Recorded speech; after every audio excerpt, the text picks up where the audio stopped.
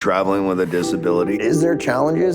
Yeah, more challenges than any able body, you goddamn right. I'm always worried about transferring because I do need to be like lifted from my wheelchair. The people helping us get into the plane, they said that Joe was not allowed to lift me. Joe, my husband, not allowed to lift me, and that they had to do it. Absolutely not. You're not gonna lift me. I don't wanna risk it. If I fall, I'm gonna sue the company. Oh yeah, you can sue the company. Yeah, I don't wanna fall. They ended up dropping me like on the armrest of the airplane seat. I don't know how, because I'm not heavy, but yeah, Joe was pretty mad about that. It's just like everything's a risk. You're taking a gamble. I've traveled a lot, I fly a lot, and what makes me the most nervous about flying is my wheelchair, having it damaged, having parts lost.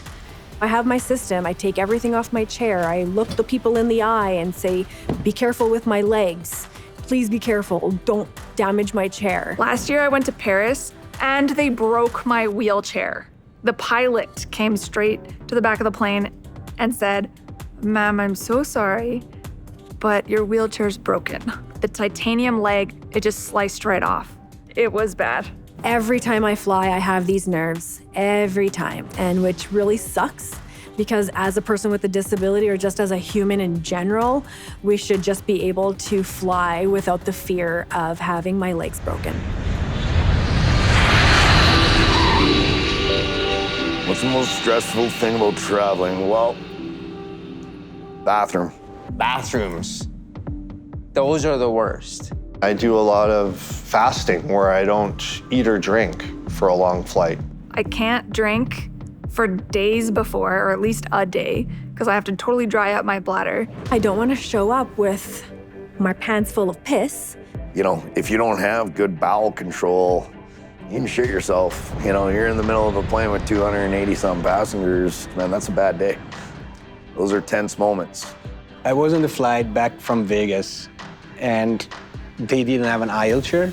So at some point I had to pee, and they offered me to just lift me and carry me to the washroom. I told like, absolutely not. So then I asked her, can you just bring a bottle? I just do it here. It was just like ridiculous. Waiting for accessibility equipment to get you on and off a plane, it gets to be overwhelming.